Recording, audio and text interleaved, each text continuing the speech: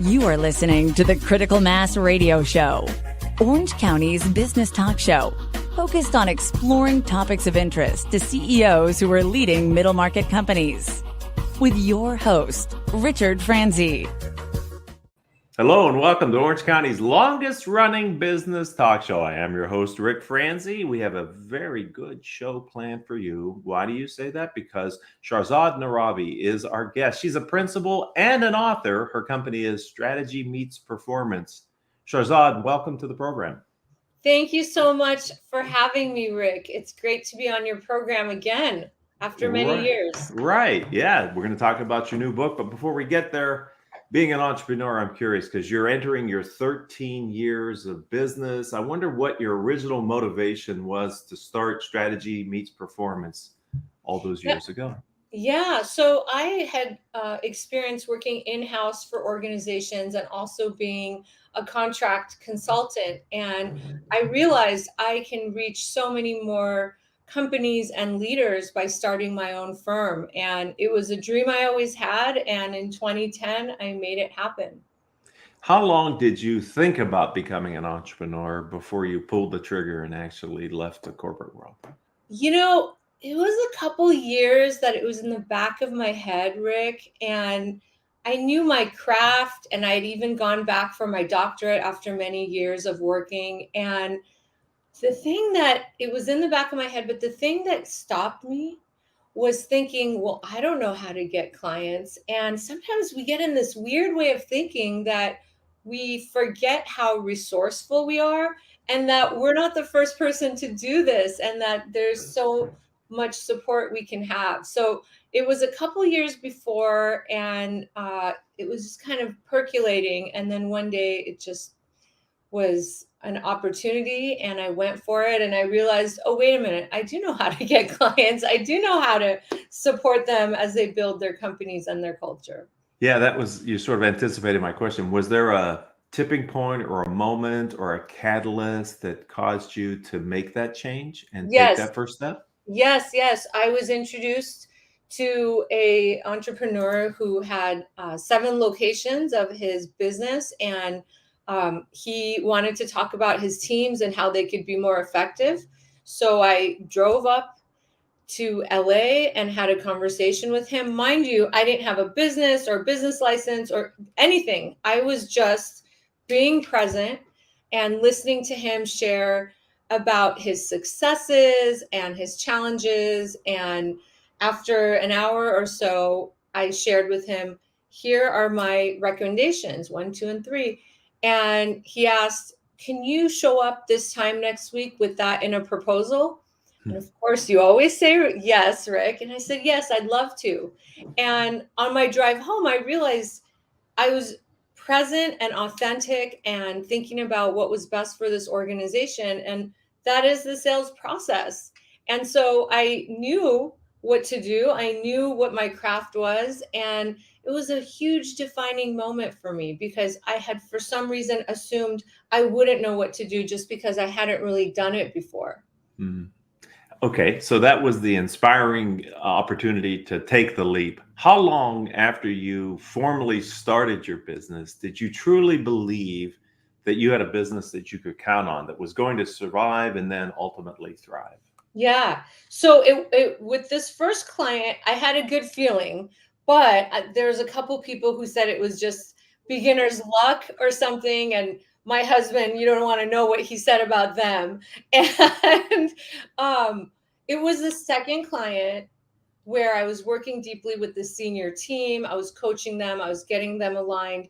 And as they continued having me work with more of their leaders, that's when I realized they are seeing an impact and results.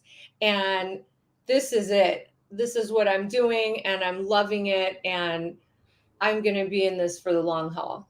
Okay, Shahrzad. So let's talk about what you do. Tell me about your firm and how you help your clients.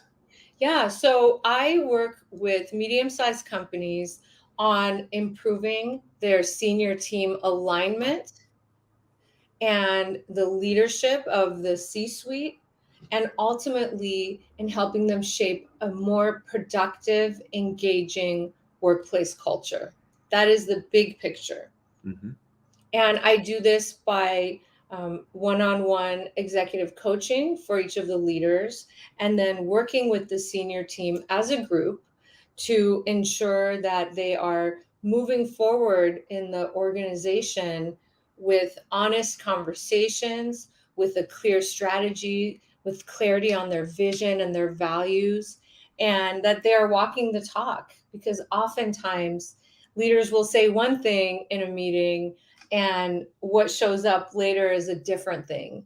And the root of this is the difficulty of having conversations that may feel uncomfortable. So I help them get to know one another. I help them have guidelines for their communication, and then to move forward with a very clear plan, and to move forward with values that they make decisions by. So COVID and the change in the way business gets done. I mean, there are people that have hybrid workforces now, or remote workforce. They have, all different types of arrangements to accommodate maybe the reality of what's happened to their business over the past couple of years. Have you seen that impact the way you coach and work with your clients? And if so, how have you adapted to that? Yeah, I have been coaching virtually for many years before COVID. Certainly, Zoom is a great platform that I enjoyed. So I was as busy as ever during COVID. And one of the great things many clients realized is that coaching and having talks for their companies was really important during that time. So it impacted my business in a positive way, and I've had the opportunity to work with a lot of executives on the journey, right? From the time when things shut down. And, we saw some leaders initiating a lot of layoffs. I saw many leaders saying, we will get through this, and really standing firm and confident and creating that sort of culture where the company was very successful. And as we are exiting, COVID for the most part, I am now working with leaders to help them see what's the best way to create teamwork, meet the customer's needs, but also embrace what we've learned in these last 2 years, that you can be successful, that you can meet customers' needs, and you can create a flexible work schedule for your workers, all while creating success. So there have been a lot of conversations recently about how to ensure that the teams are still aligned, because over these years, so many employees were hired that no one ever saw. And to Right. this day, they're just now meeting them. So it's a whole new world. And I think the ability to be agile and curious and open will really benefit leaders. Thank you. And you brought up the word culture, which I think is a perfect segue into your latest creation, which I'm holding right here. Congratulations. You're now a published author, and your book is A Powerful Culture Starts With You. So I'm wondering, first of all, what are the big ideas contained in your newest book? Sure. So, one very big idea is about the power that a leader has to show up in a way that is open to seeking feedback, to looking at the culture with a fresh set of eyes. So early on in the book, I talk about how we can manage our inner world, because oftentimes we feel pressured to, look at problems externally from ourselves. And, one of the things I've said to clients, to family members, to myself over the years is, it starts with you, because we can only change ourselves. And within this very powerful transformation, those around us begin to shift. And so in this book, I talk about, before you even work on the 3 approach model, you have to work on your mindset. And I had this image created because when we have a negative mindset, or we think it's them, it's not me, I'm an old dog, how do I have new tricks? it's like we're carrying this backpack of negativity, of rocks, and it's weighing us down. And in the image that we're showing right now, it is a figure throwing this backpack with all these negative images off a cliff. And the images say, you're not good enough. Make sure you look good. I did nothing wrong. It's them and not me. So that is one part of this work. The second part, if you'd like to show the next image, is that our ego, and this is a part of our brain that is there to protect us. It helps us in moments when we're in fight or flight. And when we're not in those moments, which is most of those times, the ego wants to be employed. And so it scans the environment and tends to look at things in the most negative way possible to protect us. And if we are being very cynical and skeptical in our viewpoint, how are we at the same time able to be open and receptive to what is happening in our culture or what could be better in our culture? So just being aware of what the ego is there for, how it helps us and how it hurts us is a big part of driving a really strong culture. So I first talk about that in the book. I talk about ways to save time and create space.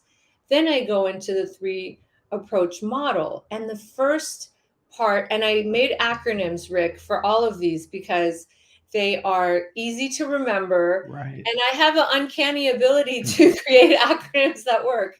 And the first one is watch it. And this is a new way to look at your culture with a fresh set of eyes. So the things that are included in the walk it model are walk around, ask questions, seek, explore, take in feedback. Make sure when you clarify the feedback, you are managing your ego. H of watch it is handle your ego, a big part of this. And when you are looking at your culture, and I have 4 different checklists for things to look at, and everything I refer to can be downloaded from the book's website, which is apowerfulculture.com. When you are looking at your culture with a fresh set of eyes, and maybe having a few colleagues do so alongside of you, you are getting in new data.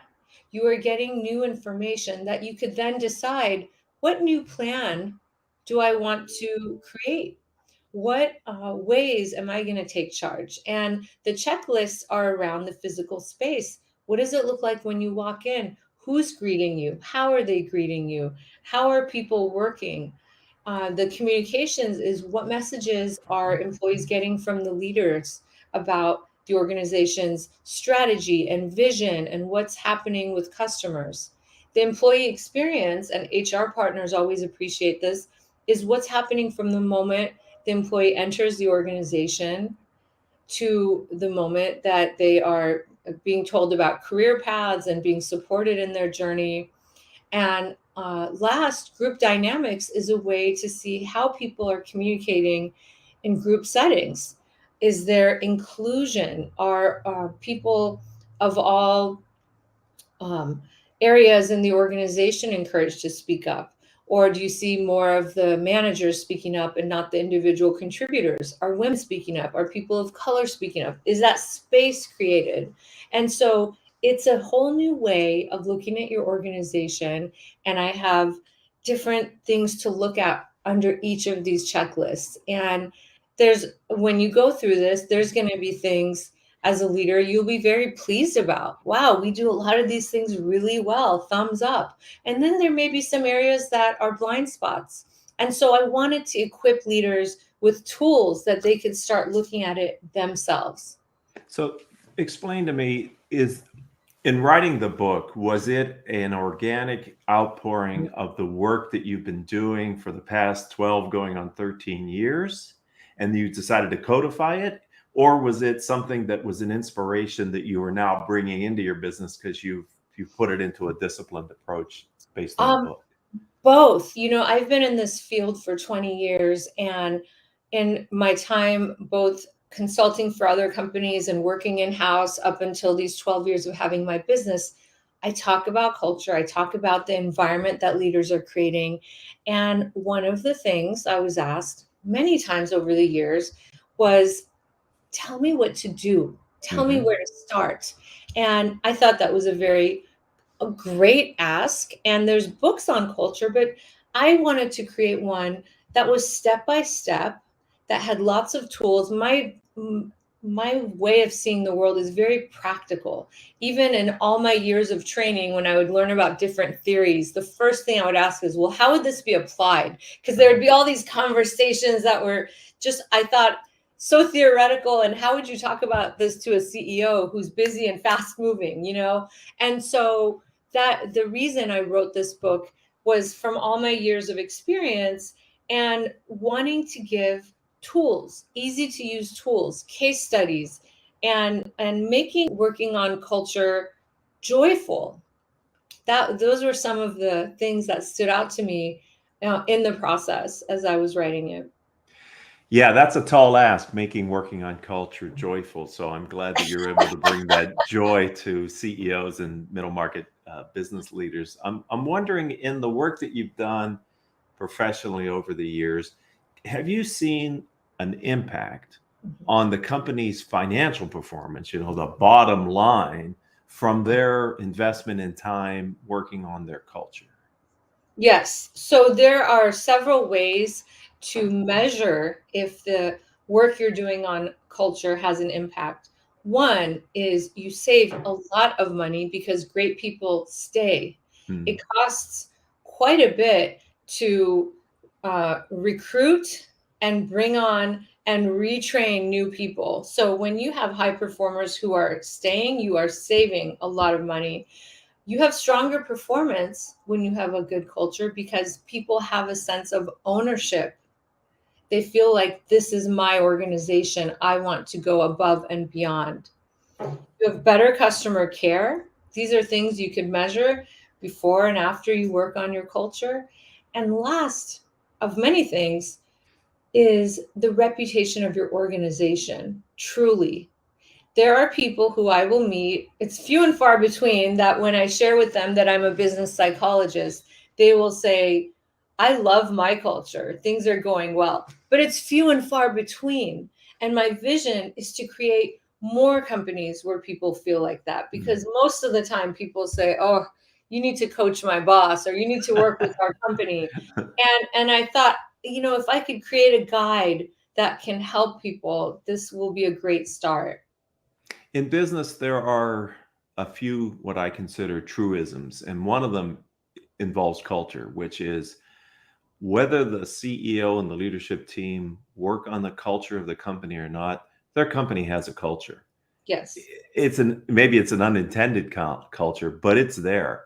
And if you're not happy with it, it's because of the culture that you've allowed to grow and develop in your business. So not working on your culture doesn't help you, because you're going to have a culture anyway. So I don't know if that's been your experience or not, but every company has a culture, whether it's intentional or not.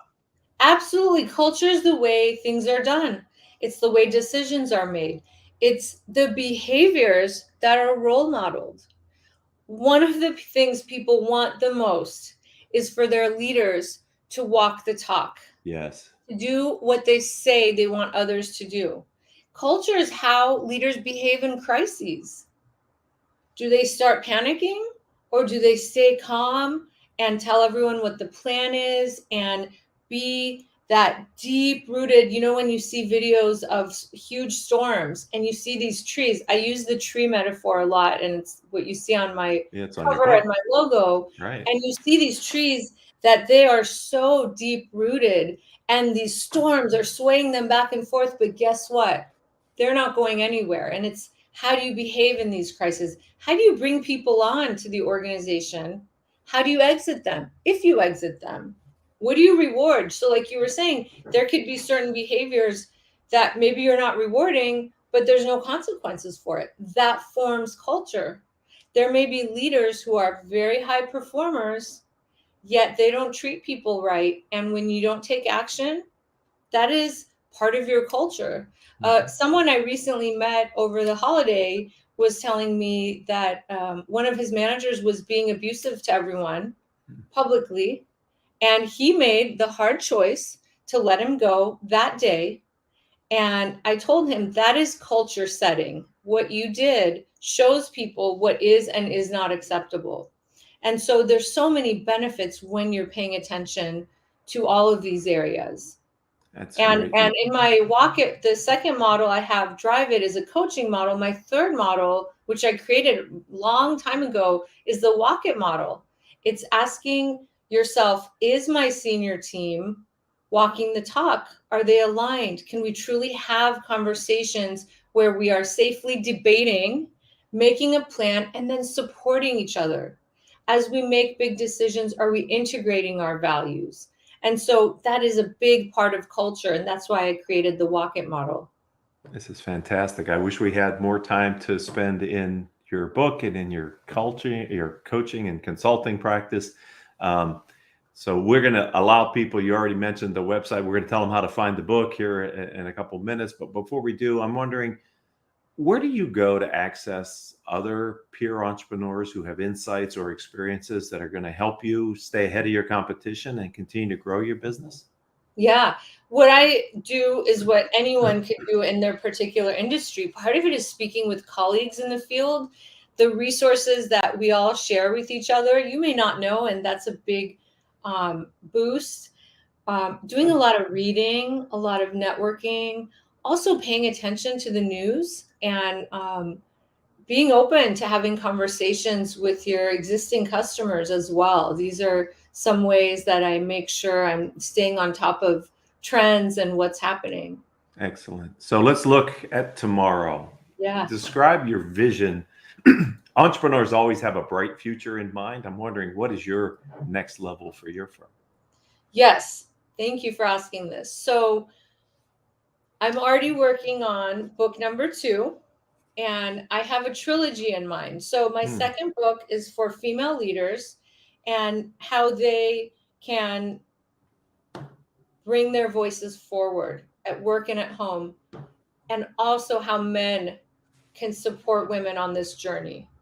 My third book, which many people have seen my 3 model approach and asked, couldn't that work at home as well? And I say, yes, it can. You can look at your family culture. You can walk the talk as parents of a small family or a large family, because that is like a business. So my third book is going to be around how do we create a team culture, a strong culture at home, because what we do at home impacts us at work. What we do at work impacts us at home. We're whole. And so that is what I plan for the future, and to do a lot of speaking and coaching leaders. And ultimately, Rick, I want to empower leaders to tap into their deepest potential for not just bettering their companies, but also their families and communities.